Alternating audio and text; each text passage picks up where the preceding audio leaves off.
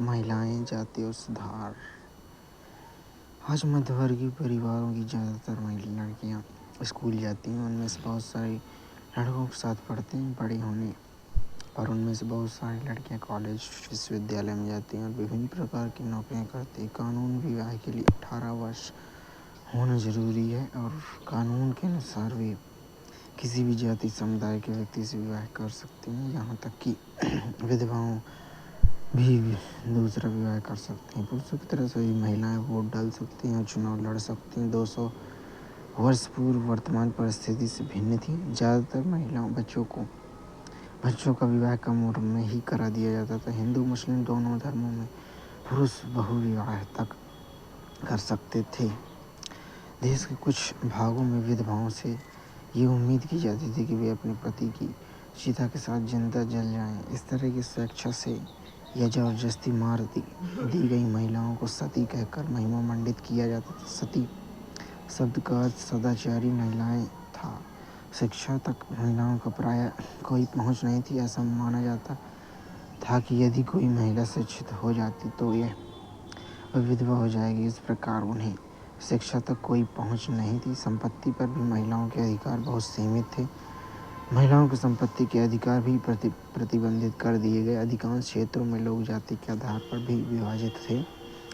इस अध्याय में महिलाओं की स्थिति पर जाति सामाजिक सुधार के बारे में पढ़ेंगे।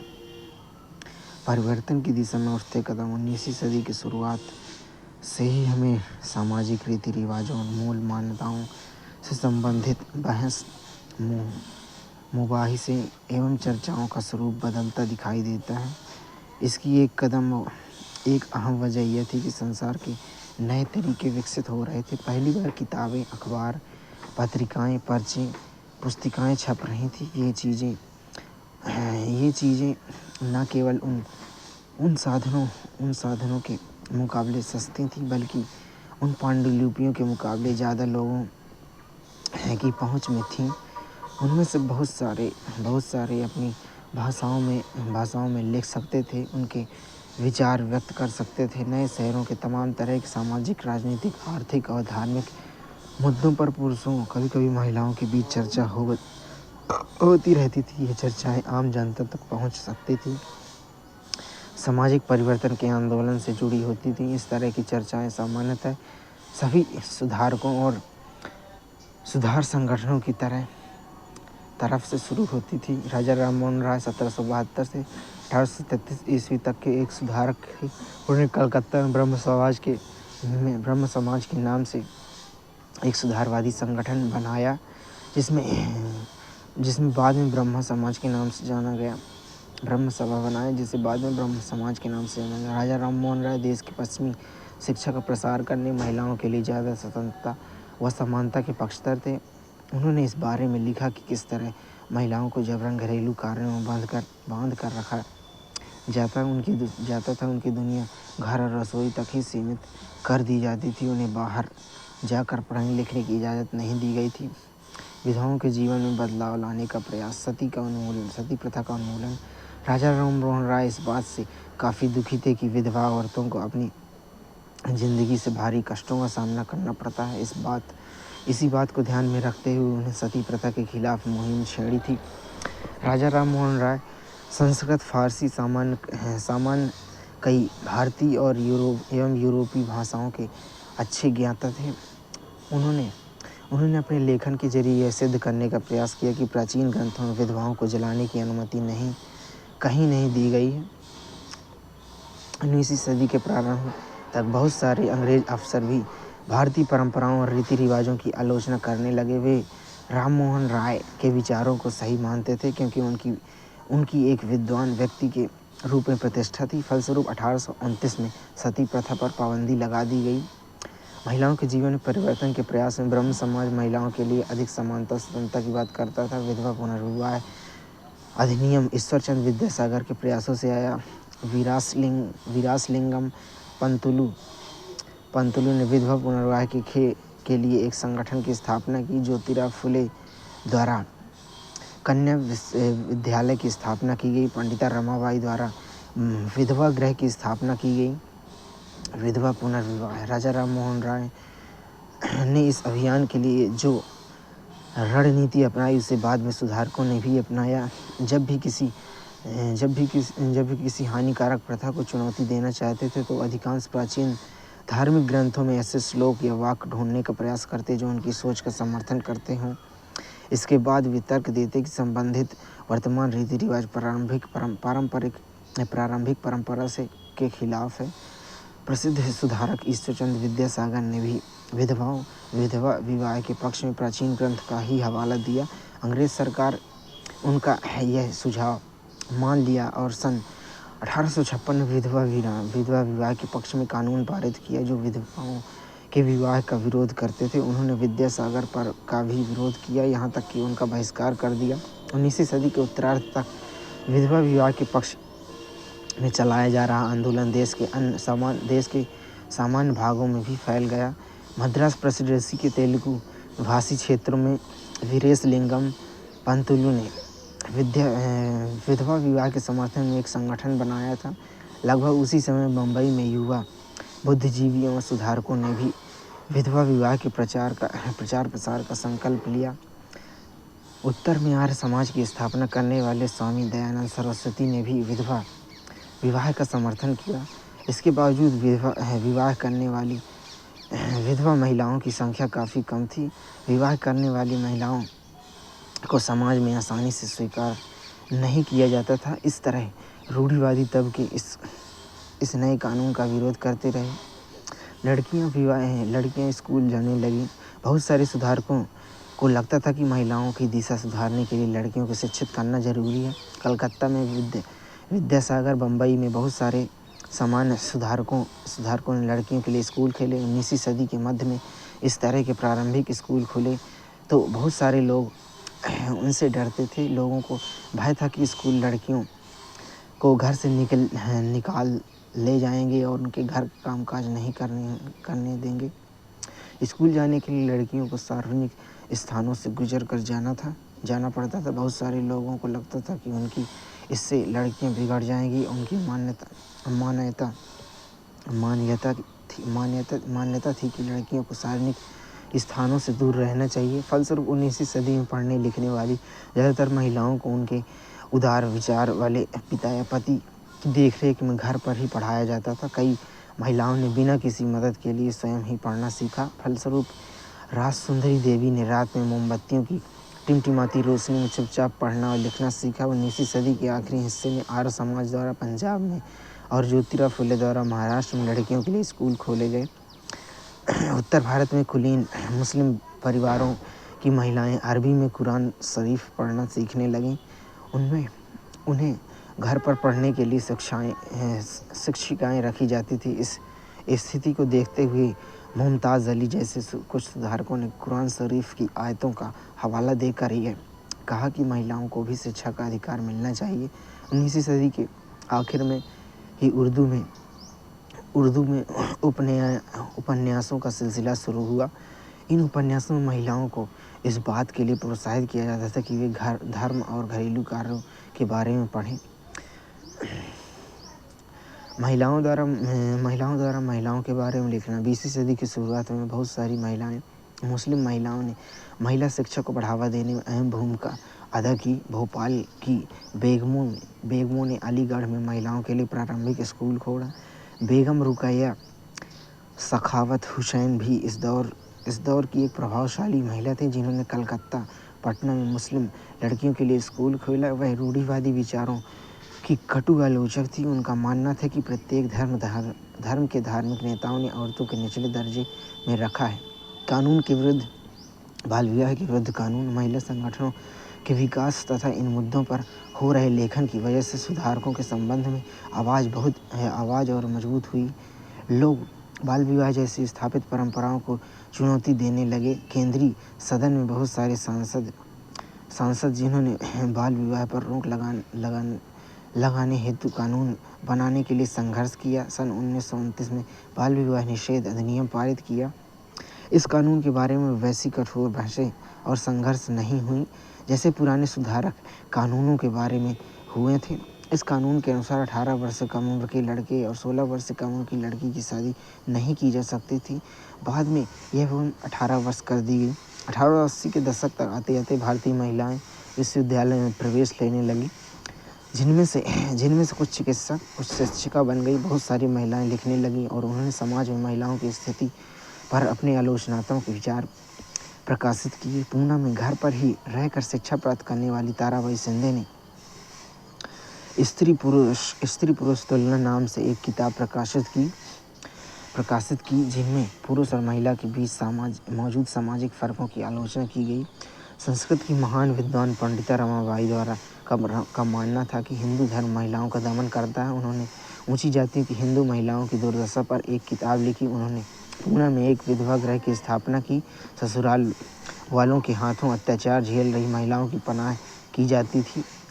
वहाँ महिलाओं को ऐसी चीज़ें सिखाई जाती थी जिनके सहारे वे अपनी रोजी रोटी चला सकें। जब औरतों का पति मर जाता है। ताराबाई शिंदे स्त्री पुरुषों के एक वाक्य। बहुत सारे हिंदू राष्ट्रवादियों को लगने लगा था कि हिंदू महिलाएं पश्चिमी तौर तरीके अपना रही हैं, जिनमें हिंदू संस्कृति भ्रष्ट होगी और पारंपरिक संस्कृति नष्ट हो जाएगी। रूढ़िवादी मुसलमान भी इन परिवर्तनों के नतीजे को लेकर चिंतित थे। 19वीं सदी के आखिर तक स्वयं महिलाएं भी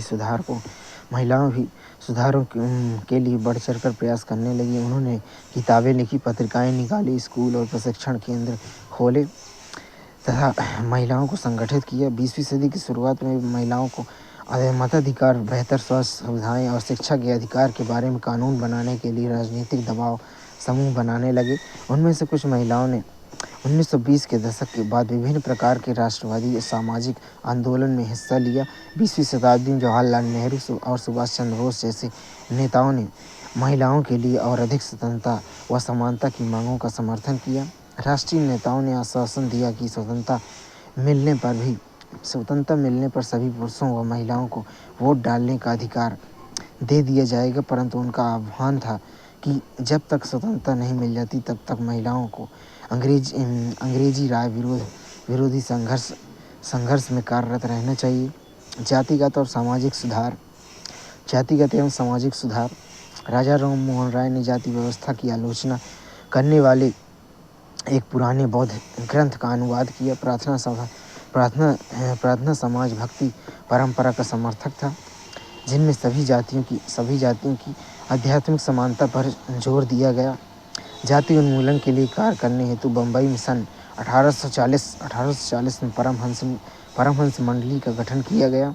गुप्त संगठनों में से सुधारक भोजन और स्पर्श जैसे मामलों में जातीय नियमों का उल्लंघन करते थे, जिनमें अपने जीवन में भी जाति पूर्वाग्रह एवं बंधनों से निजात पा सके। 19वीं सदी के दौरान ईसाई मिशनरियों द्वारा आदिवासी समूहों और तथाकथित निम्न जाति के बच्चों के लिए स्कूल स्थापित करना शुरू किया गया।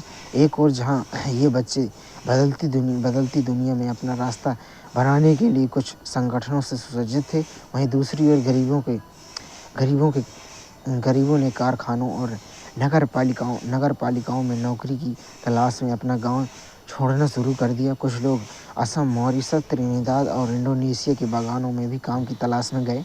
गांवों और छोटे शहरों के गरीब, उनमें से कई निचली जातियों से थे, शहरों की ओर जाने लगे। वहाँ श्रम की नई मांग थी, यथा कूली, खुदाई करने वाले, माल ढोने वाले, राजमिस्त्री, सफाई कर्मचारी, पालकी ढोने वाले, रिक्शा चालक आदि। जूते कौन बना सकता है? चमड़े का काम करने वालों को परंपरागत रूप से नीची नज़र से देखा जाता था, क्योंकि वे मृत पशुओं का चमड़ा निकालते थे, जिन्हें गंदा या दूषित माना जाता था। प्रथम विश्व युद्ध के दौरान सेना के लिए जूतों की तीव्र मांग पैदा हुई थी, परंतु चमड़े के कामों के प्रति जाति पूर्वाग्रह की वजह से केवल परंपरागत चमड़ा कामगार और मोची ही जूते तैयार कर सकते थे। लिहाजा वे ज़्यादा कीमत मांग करने लगे और उन्हें काफ़ी लाभ हुआ। मौजूदा आंध्र प्रदेश में मदिगा एक महत्वपूर्ण अछूत जाति थी। वे पशुओं के शवों को साफ करने, चमड़ा तैयार करने और चप्पल जूतियां सीने में माहिर थी। इसके अलावा दूसरी तरह की नौकरियां भी सामने आने लगी। उदाहरण के लिए सेना में भी लोगों की ज़रूरत बढ़ गई थी। अछूत माने जाने वाले महार समुदाय के बहुत सारे लोगों को महार रेजिमेंट में नौकरी मिल गई। दलित आंदोलन के नेता बी.आर. अम्बेडकर के पिता सैनिक स्कूल में ही पढ़ते थे।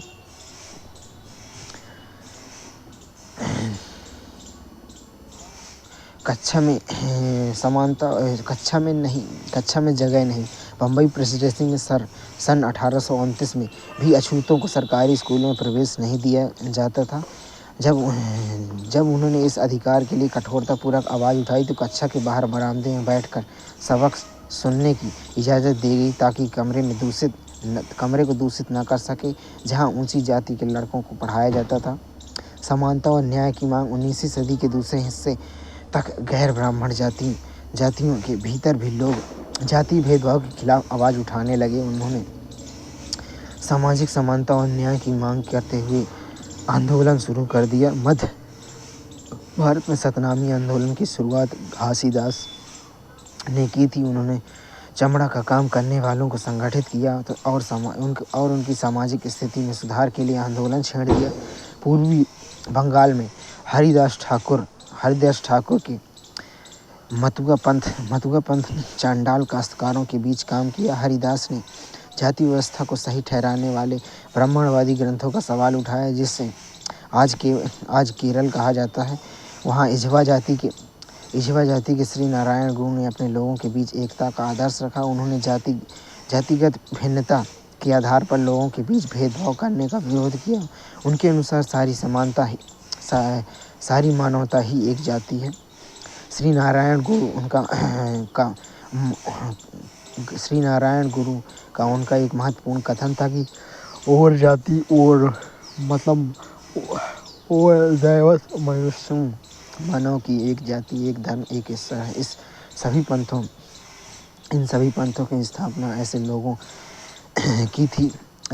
ने की थी जो गैर ब्राह्मण जातियों से थे और उनके बीच ही काम करते थे। उन्होंने इन आदतों और तरीकों को बदलने का प्रयास किया जो प्रभुत्वशाली जातियों का अपमान करने के लिए उकसाती थी, जिन्होंने अधीनस्थ जातियों के स्वाभिमान का भाव पैदा करने का प्रयास किया। गुलामगिरी तथा कथित निम्न जाति नेताओं ने ज्योतिराव फुले सबसे मुखर नेताओं में से थे। सन 1827 में ज्योतिराव फुले ने ईसाई प्रचारकों द्वारा खोले गए स्कूलों में शिक्षा पाई थी। बड़े होने पर उन्होंने जाति आधारित समाज में फैले अन्याय के बारे में विचार व्यक्त किए। उन्होंने ब्राह्मणों के इस दावे का खुलकर विरोध किया कि आर्य होने के कारण वे अन्य से श्रेष्ठ हैं। फुले का तर्क था कि आर्य विदेशी थे जो उपमहाद्वीप के बाहर से आए थे और उन्होंने इस मिट्टी के असली वारिसों आर्यों के आने से पहले यहाँ रह रहे मूल निवासियों को हराकर उन्हें गुलाम बना लिया था।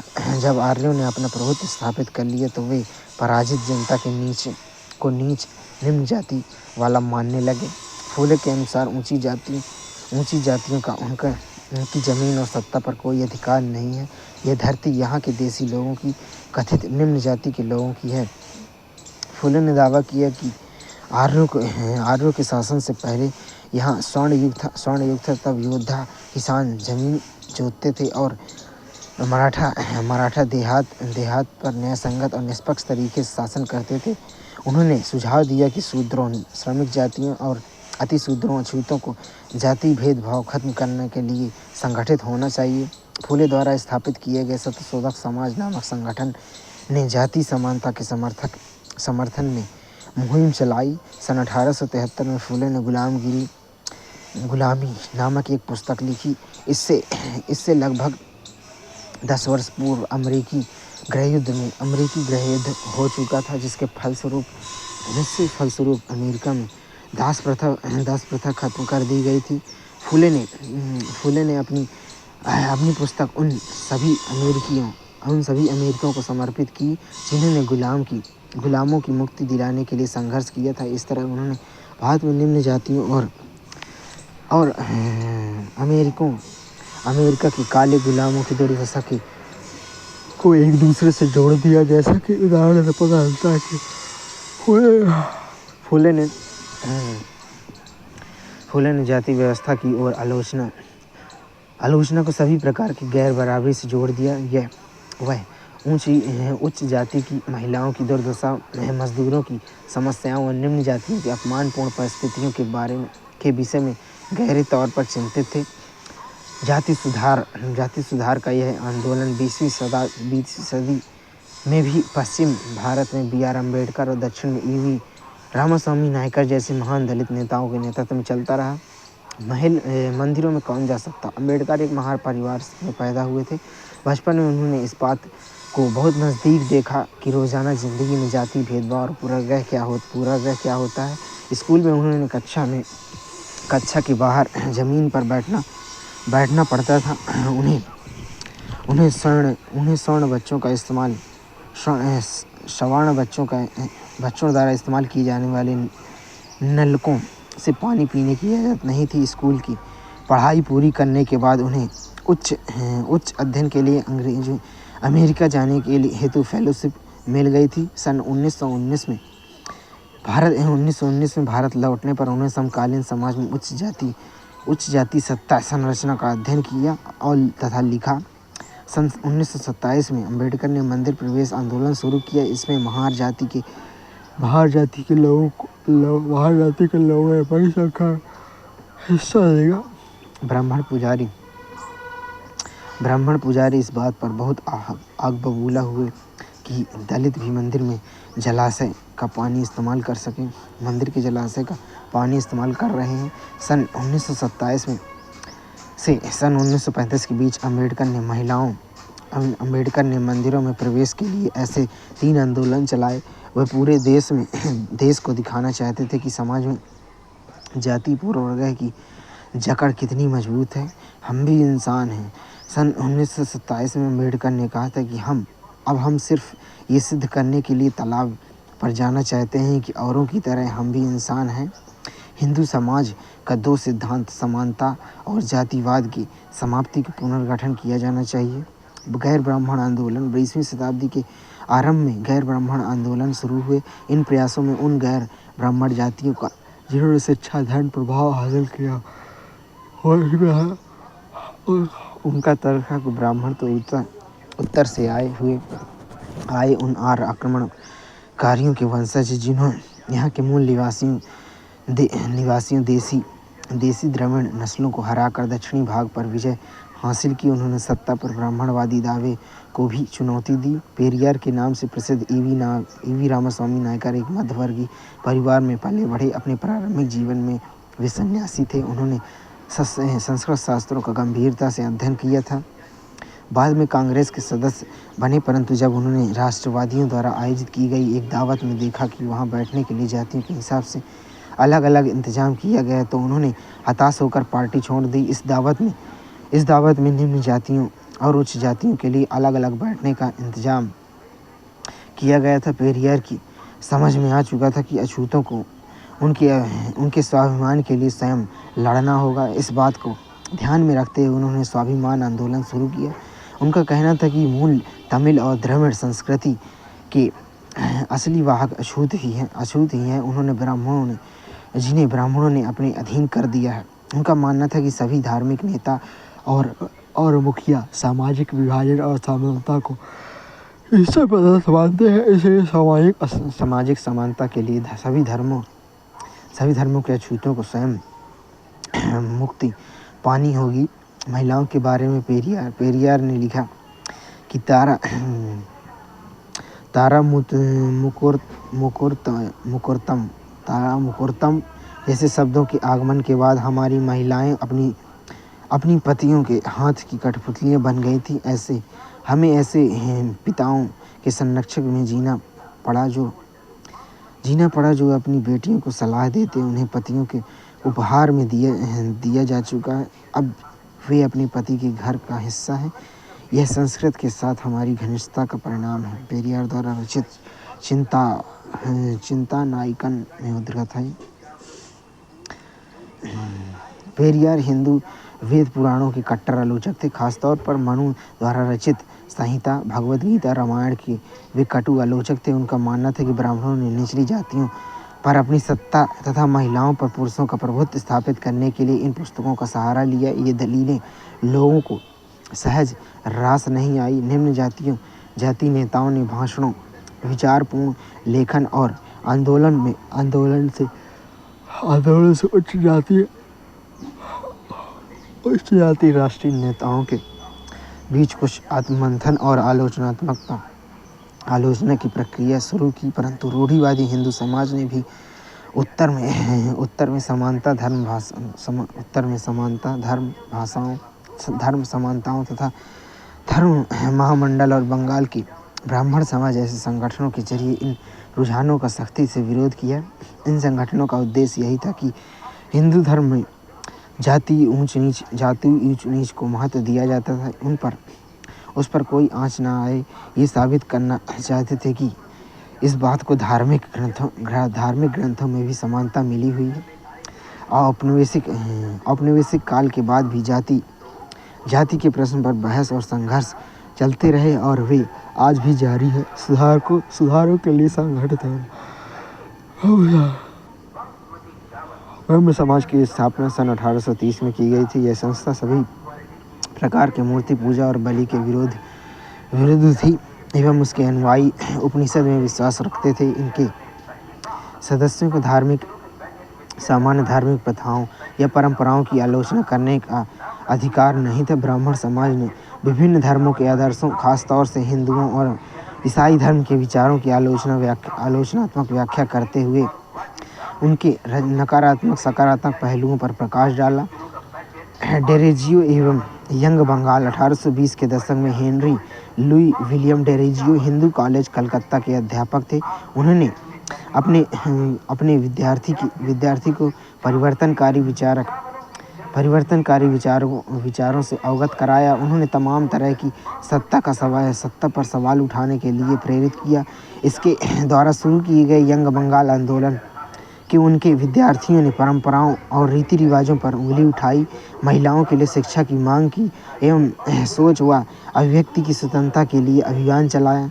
रामकृष्ण मिशन और विवेकानंद। रामकृष्ण मिशन का नाम स्वामी विवेकानंद के गुरु रामकृष्ण परमहंस के नाम पर रखा गया। यह मिशन समाज सेवा, निस्वार्थ श्रम के जरिए मुक्ति के लक्ष्य पर जोर देता था। स्वामी विवेकानंद 1863 से 1902, उनका मूल नाम नरेंद्र दत्त। उन्होंने श्री कृष्ण की सरल शिक्षाओं को अपनी प्रभावशाली संतुलित आधुनिक विचारधारा से जोड़कर संस्कृत संपूर्ण विश्व में प्रसारित किया। वर्ष 1893 में शिकागो में विश्व धर्म संसद में उन्हें सुनने के बाद न्यूयॉर्क हेराल्ड के विवरण दिया कि ऐसे विद्वान राष्ट्र में धर्म प्रचारकों को भेजना कितना मूर्खतापूर्ण है।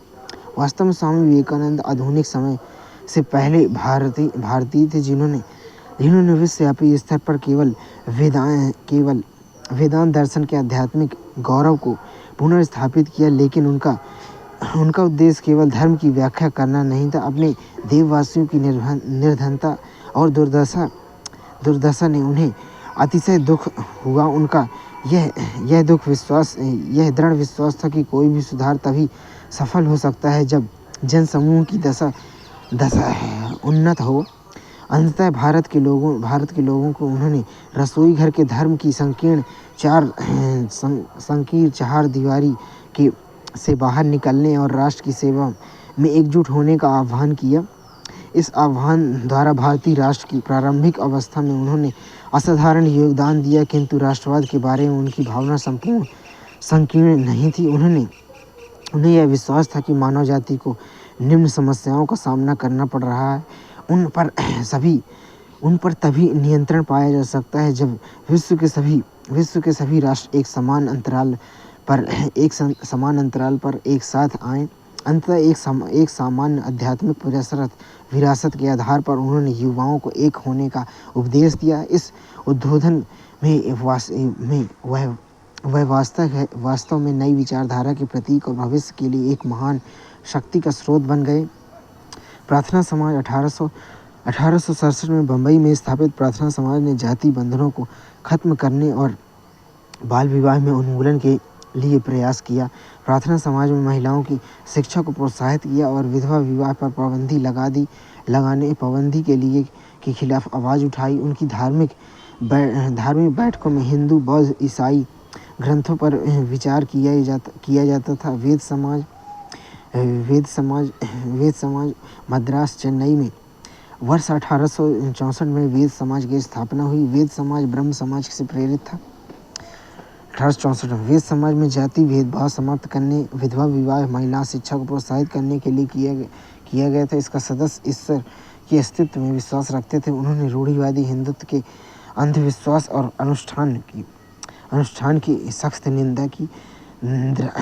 अलीगढ़ आंदोलन, सैयद अहमद खान द्वारा सन 1875 में अलीगढ़ में खोले गए मोहम्मद एंग्लो ओरिएंटल कॉलेज ने ही बाद में अलीगढ़ मुस्लिम विश्वविद्यालय के नाम से जाना गया। यहाँ मुसलमानों को पश्चिमी भारत विज्ञान के साथ विभिन्न विषयों की आधुनिक शिक्षा दी जाती थी। अलीगढ़ आंदोलन का शैक्षिक सुधारों के क्षेत्र में गहरा प्रभाव रहा।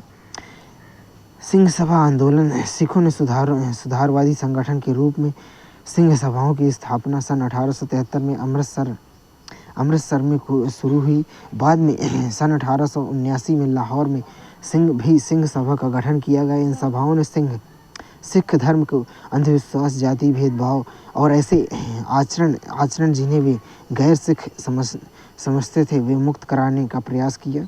उन्होंने सिखों को शिक्षा के लिए प्रोत्साहित किया, जिनमें अक्सर आधुनिक ज्ञान के साथ सिख धर्म के सिद्धांतों को भी पढ़ाया जाता था। निष्कर्ष रूप में पिछले 200 वर्षों से महिलाओं को घरेलू कार्यों तक ही सीमित रखा गया। ये शिक्षा, वोट आदि कई अधिकारों से वंचित थे। सुधारवादियों के इतने प्रयासों के बाद उन्हें एक समान और आवश्यक अधिकार प्राप्त हुए। वस्तुतः सती प्रथा पर प्रतिबंध लगा दिया गया। विधवाओं को पुनर्विवाह की अनुमति दे दी गई। इसके अलावा तथाकथित निम्न जातियों के नेताओं ने भी अपने सम्मान के लिए लड़ने, समाज में समान दर्जा हासिल करने के लिए पुरजोर भाषणों, लेखों, विभिन्न आंदोलनों के माध्यम से जातिगत पूर्वाग्रह की आलोचना की। जाति पर बहस और संघर्ष और औपचारिक काल के बाद भी जारी रही तथा अब भी जारी है। काल रेखा की बात करें तो 1830 में ब्रह्म समाज की स्थापना, 1840 में परमहंस मंडली की स्थापना, 1864 में वेद समाज की स्थापना, 1867 में प्रार्थना समाज की स्थापना, 1873 में सत्यशोधक समाज की स्थापना, 1875 में हिंदू महिला विद्यालय की स्थापना, 1827 में मंदिर प्रवेश आंदोलन की स्थापना, 1875 में हिंदू महिला विद्यालय की स्थापना, 1927 में मंदिर प्रवेश आंदोलन, 1929 में बाल विवाह 1829 बाल विवाह निषेध कानून। ब्रह्म समाज राजा राम मोहन द्वारा स्थापित एक संगठन जो महिलाओं अधिकारों परम वास्तविकता का ज्ञान रखता है। ब्रह्म समाज एक ईश्वरवादी हिंदू सुधार आंदोलन जो वेदों के अपरिहार्य अधिकार के आधार पर मूल्यों और प्रथाओं को बढ़ावा देता है। अभिजात उच्चतम सामाजिक वर्ग का सदस्य अक्सर एक विशेष उपाधि के साथ चांडाल, कोई व्यक्ति जो लाशों के निकटतम निपटान का कार्य करता है। प्राचीन काल में इंडो ईरानियों द्वारा आमतौर पर जाति, सांस्कृतिक स्वपदनाम के रूप में प्रयोग किए जाने वाला शब्द द्रविड़ मुख्य रूप से दक्षिण एशिया में रहने वाला एक भाषाई सांस्कृतिक समूह। भारतीय राष्ट्रीय आंदोलन और महात्मा गांधी का योगदान। अंग्रेजों ने भारतीय क्षेत्रों पर विजय प्राप्त की और राज्यों पर कब्जा कर लिया। उन्होंने नए कानून, विभिन्न प्रशासनिक संस्थाओं की स्थापना की। अंग्रेजों की विजय ने किसानों, आदिवासियों के जीवन को प्रभावित किया तथा जाति व्यवस्था को भी चुनौती दी तथा शिल्प उद्योग को नुकसान पहुंचाया। परिणाम स्वरूप अंततः ब्रिटिश शासन के खिलाफ विद्रोह उत्पन्न हुआ और और भारतीय राष्ट्रीय आंदोलन शुरू हुई। इस आंदोलन में भारत को कई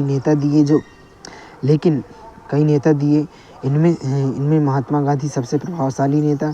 इस अध्याय में मैं राष्ट्रवाद के उद्भव, जन भागीदारी पर गौर करेंगे। इसके अलावा इस अध्ययन में सन 1915 से 1948 के दौरान महात्मा गांधी द्वारा की गई गतिविधियों, भारतीय समाज के विभिन्न वर्गों के साथ उनका संवाद और उनके द्वारा प्रेरित नेतृत्व में लोकप्रिय संघर्षों का विश्लेषण किया गया।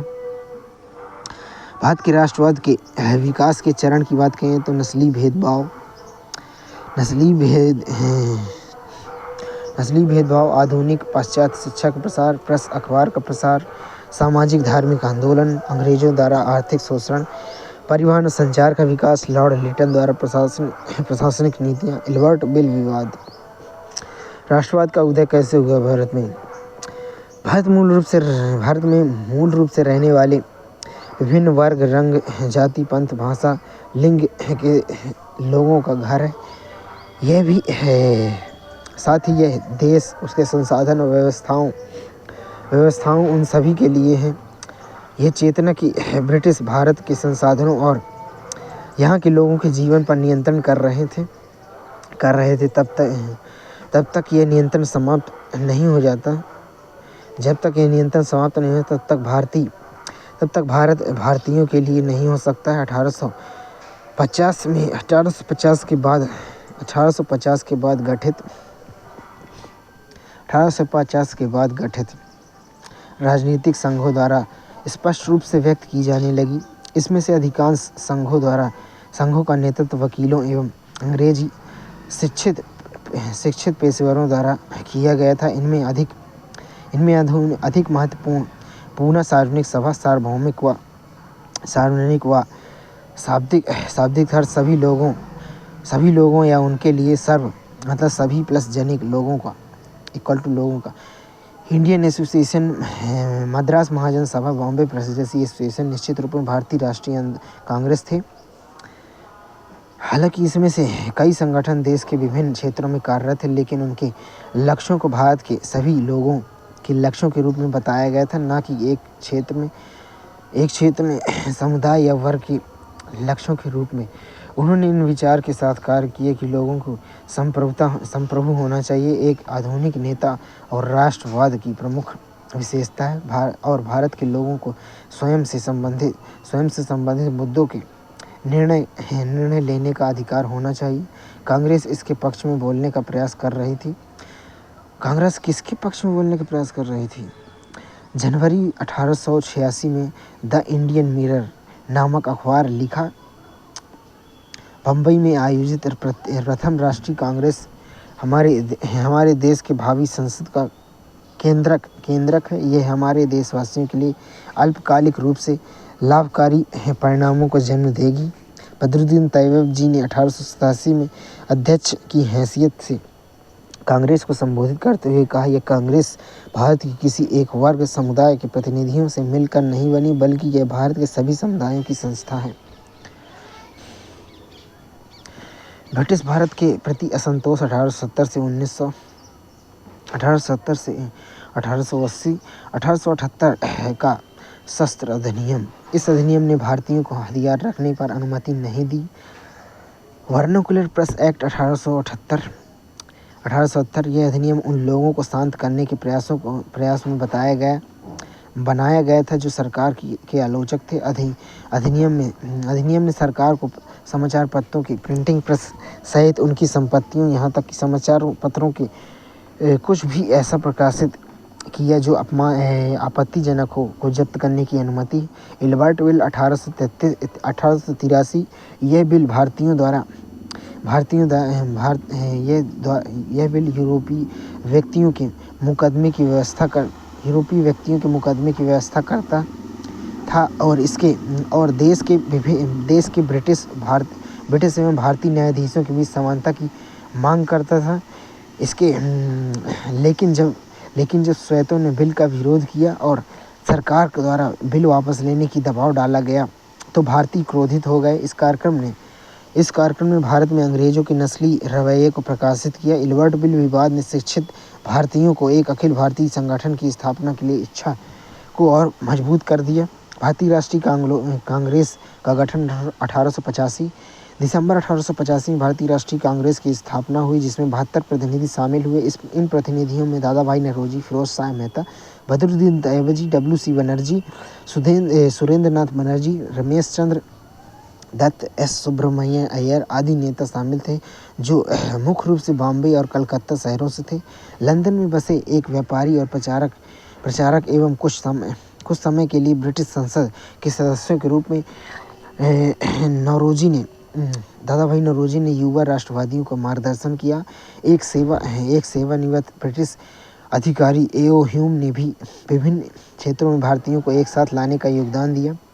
राष्ट्र निर्माण प्रारंभिक 20वीं शताब्दी में कांग्रेस ने अपने उद्देश्यों और प्रयासों में उदारवादी रुख अपनाया। इसमें सरकार और प्रशासन में भारतीयों के लिए बड़े स्तर पर भागीदारी की मांग की। ये चाहते थे कि विधान परिषदों को अधिक प्रतिनिधि बनाया जाए, अधिक शक्तियाँ दी जाएं, उन प्रांतों में लागू की जाएं जहां पहले से कोई अस्तित्व में नहीं है। इनमें भारतीयों को उच्च पदों पर बिठाने के लिए केवल लंदन ही नहीं बल्कि भारत में भी सिविल सेवा परीक्षाएं आयोजित करने का आह्वान किया। इसके अलावा प्रशासन का भारतीयकरण नस्लवाद के खिलाफ आंदोलन का एक हिस्सा था, क्योंकि उस समय महत्वपूर्ण नौकरियों पर स्वायत्त अधिकारियों का एकाधिकार था और यह माना जाता था कि भारतीयों को शासन तथा अधिकार वाले पद नहीं दिए जा सकते हैं। यह आशा की गई थी कि भारतीयकरण से इंग्लैंड में धन की निकासी भी कम हो जाएगी।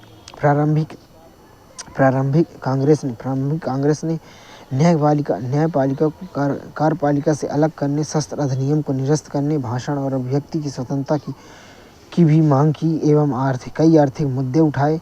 इनमें यह भी घोषणा की कि भूराजस्व में वृद्धि ने किसानों और जमींदारों को गरीब बना दिया तथा यूरोप को अनाज के निर्यात के कारण भारत में भोजन की कमी पैदा हो गई। कांग्रेस ने राजस्व में कमी, सैन्य व्यय में कटौती और सिंचाई के लिए अधिक धन की मांग की तथा नमक कर विदेशों में भारतीय मजदूरों के उपचार, वन प्रशासन में हस्तक्षेप के कारण वनवासियों को पीड़ा पर भी प्रस्ताव पारित किया।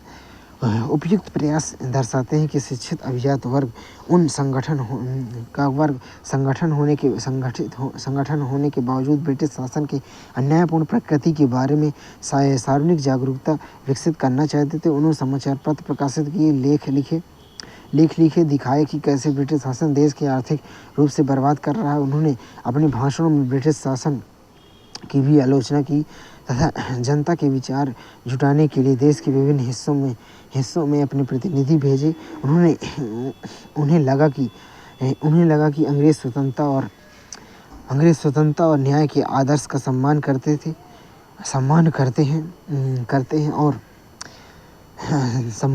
हैं एवं इसलिए वे भारतीयों की उचित मांगों को स्वीकार करेंगे।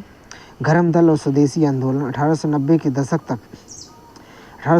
दशक तक बंगाल, महाराष्ट्र, पंजाब में लाला लाजपत राय, बाल गंगाधर तिलक तथा बिपिन चंद्र पाल, लाल बाल पाल जैसे नेताओं ने कट्टरपंथी उद्देश्यों और उपायों की खोज करने लगे। उन्होंने प्रार्थना की राजनीति के लिए नरमपंथी की आलोचना की और आत्मनिर्भरता और रचनात्मक कार्यों का महत्व पर जोर दिया। उन्होंने तर्क दिया कि लोगों को सरकार के अच्छे इरादों नहीं बल्कि उनकी ताकत का भरोसा करना चाहिए। लोगों को स्वराज के लिए लड़ना होगा। इस प्रकार तिलक ने नारा दी कि स्वतंत्रता मेरा जन्मसिद्ध अधिकार है, मैं इसे लेकर रहूँगा। लाला लाजपत राय पंजाब के एक राष्ट्रवादी जो गरम दल के प्रमुख सदस्यों में से एक थे, जो याचिकाओं की राजनीति के आलोचक थे। वह आर्य समाज के भी सक्रिय सदस्य थे। बंगाल का विभाजन 1905 वायसराय करजन वायसराय करजन बंगाल के विभाजन के लिए उत्तरदायी थे। इनमें बिहार और उड़ीसा के हिस्से शामिल थे। इनमें जिसने प्रशासनिक सुविधा के कारणों में बंगाल को विभाजित करने का तर्क दिया। यह तर्क था कि विभाजन ब्रिटिश अधिकारियों और व्यापारियों के हितों से गहराई से जुड़ा हुआ है। फिर भी सरकार ने प्रांतों से गैर बांग्ला क्षेत्रों को हटाने के प्रयास के बाद पूर्वी बंगाल को अलग कर दिया और उसमें असम में मिला दिया। इसका मुख्य उद्देश्य बंगाली राजनेताओं के प्रभाव को कम करना और बंगाली लोगों को विभाजित करना था। बंगाल के विभाजन के कारण संपूर्ण भारतीय लोगों को आक्रोश फैल गया। यहाँ तक कि अंग्रेजों ने सभी वर्गों, रामपंथी गर्मपंथियों ने भी इसका विरोध किया। बड़ी सार्वजनिक बैठकें और प्रदर्शन आयोजित किए गए। बड़े पैमाने पर विरोध के नए तरीके विकसित किए गए। जिन्हें स्वदेशी आंदोलन के रूप में जाना जाता है। यह आंदोलन बंगाल में सबसे मजबूत लेकिन इसकी गूंज सामान्यतः थी। उदाहरण के लिए डेल्टाई आंध्र में इसे वंदे मातरम आंदोलन के रूप में जाना जाता है। इस आंदोलन का उद्देश्य ब्रिटिश शासन का विरोध करना, स्वसहायता, स्वदेशी उद्यम, राष्ट्रीय शिक्षा, भारतीय भाषाओं के उपयोग के विचारों को प्रोत्साहित करना था। स्वराज के लिए लड़ने हेतु गर्मपंथियों ने बड़े पैमाने पर लामबंदी, ब्रिटिश संस्थाओं और वस्तुओं के बहिष्कार की वकालत की। कुछ व्यक्तियों ने कांग्रेसी क्रांतिकारी संघर्ष का सुझाव दिया जो ब्रिटिश शासन को उखाड़ फेंकने के लिए आवश्यक है। अखिल भारतीय मुस्लिम लीग मुस्लिम जमींदारों नवाबों के एक समूह ने 1906 में ढाका में गठित अखिल भारतीय मुस्लिम लीग के बंगाल के विभाजन का समर्थन किया। यह मुसलमानों के लिए अलग निर्वाचन क्षेत्र चाहते थे, जिसे पहली बार 1909 के अधिनियम में पेश किया गया। परिषदों में कुछ सीटें और जब मुसलमानों के लिए आरक्षित कर दी, उन्हें मुस्लिम मतदाताओं द्वारा चुना जाएगा। लीग ने राजनेताओं को अपने स्वयं के धार्मिक समूहों के पास पहुंचाकर अनुयायी इकट्ठा करने के लिए प्रेरित किया। कांग्रेस का विभाजन। इस बीच 1907 में कांग्रेस का विभाजन हो गया। नरमपंथी बहिष्कार के प्रयोग के विरोधी थे। आग्रवादी स्वदेशी और बहिष्कार को दोहराना चाहते थे। विभाजन के बाद तिलक के अनुयायियों वाले नरमपंथियों का कांग्रेस पर प्रभुत्व हो गया। 1916 के लखनऊ समझौते में गरम दल नरम दल पुनः एक साथ हो गए। लखनऊ समझौता। सन 1916 में कांग्रेस और मुस्लिम लीग ने लखनऊ समझौते पर हस्ताक्षर किए। एवं देश में प्रतिनिधि सरकार के लिए मिलकर कार्य करने फैसला किया। जन राष्ट्रवाद का विकास। प्रथम विश्व युद्ध ने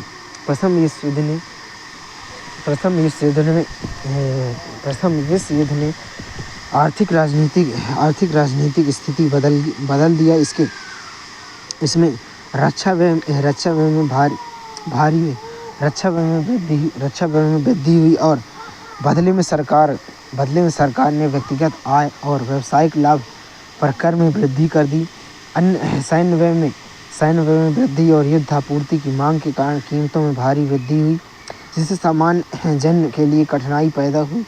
दूसरी ओर व्यापारिक समूहों ने युद्ध में बहुत अधिक लाभ कमाया क्योंकि इनमें औद्योगिक वस्तुएं, जूट बैग, कपड़ा, रेल की मांग पैदा हुई। भारत में सामान्य देशों से आयात में गिरावट आई, इसलिए युद्ध के दौरान भारतीय उद्योगों का विस्तार हुआ। भारतीय व्यापारिक समूह विकास के लिए अधिक अवसरों की मांग करने लगे।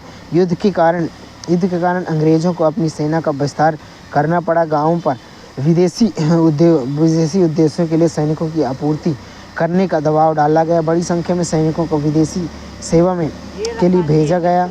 युद्ध के बाद कई लोग इस इस समय के साथ लौटे कि साम्राज्यवादी शक्तियाँ एशिया और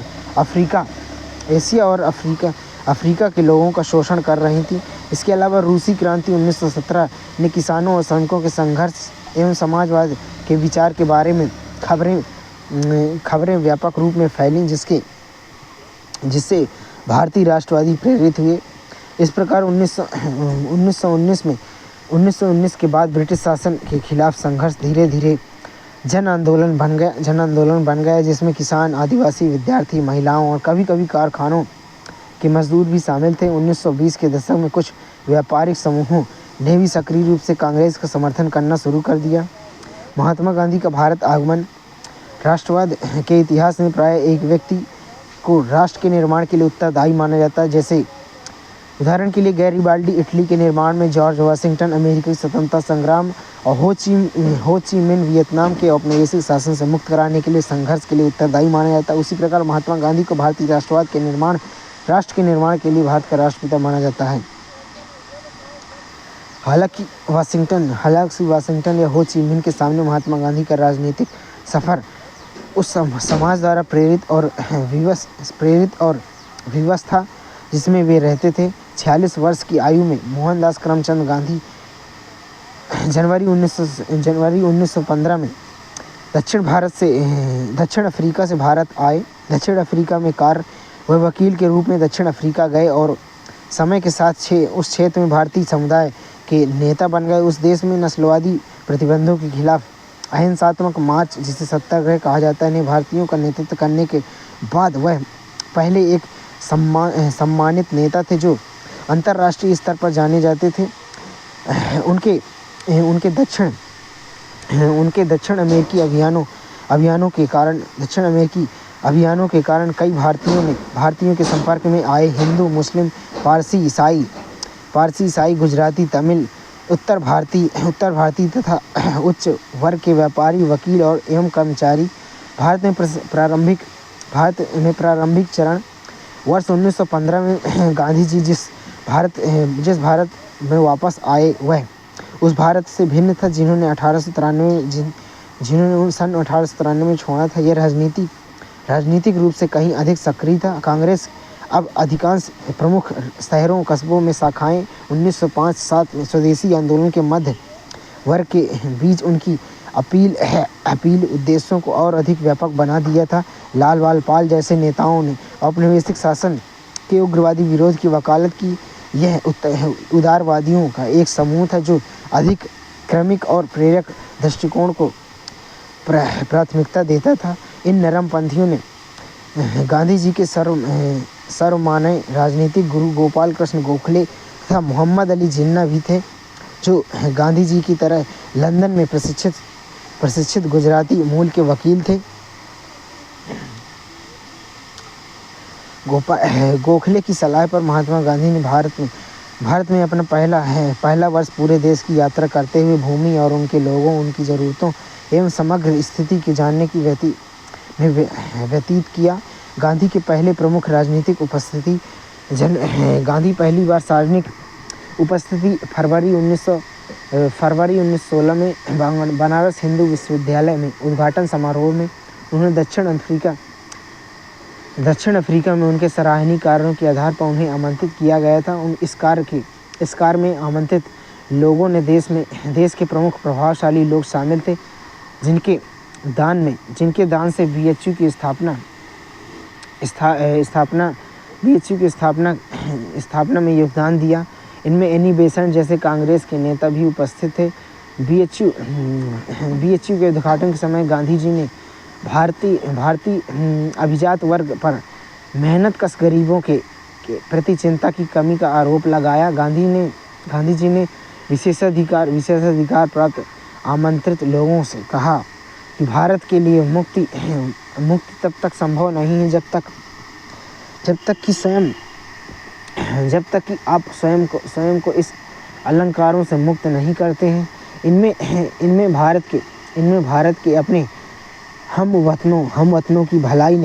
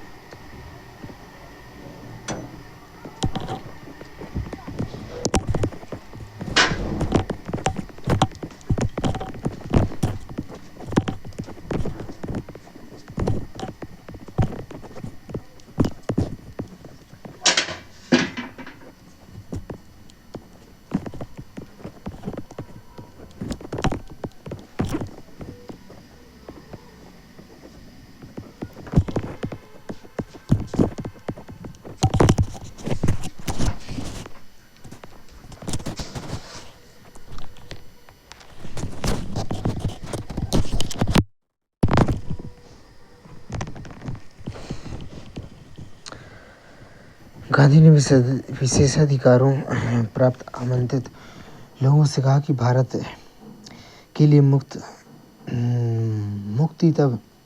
तब तक संभव नहीं है जब तक कि आप स्वयं को इन अलंकारों से मुक्ति नहीं करते हैं। इनमें भारत के अपने हम वतनों की भलाई में न लगा दें। उनके अनुसार हमारे लिए स्वशासन तब तक कोई अभिप्राय नहीं है जब तक कि हम किसानों से उनके श्रम का संपूर्ण लाभ स्वयं अपना सामान्य लोगों को लेने की अनुमति देते रहेंगे। हमारी मुक्ति केवल किसानों के माध्यम से हो सकती है, न कि वकील, डॉक्टर, अमीर जमींदार को सुरक्षित रख सकते हैं। गांधी जी के द्वारा प्रारंभिक आंदोलन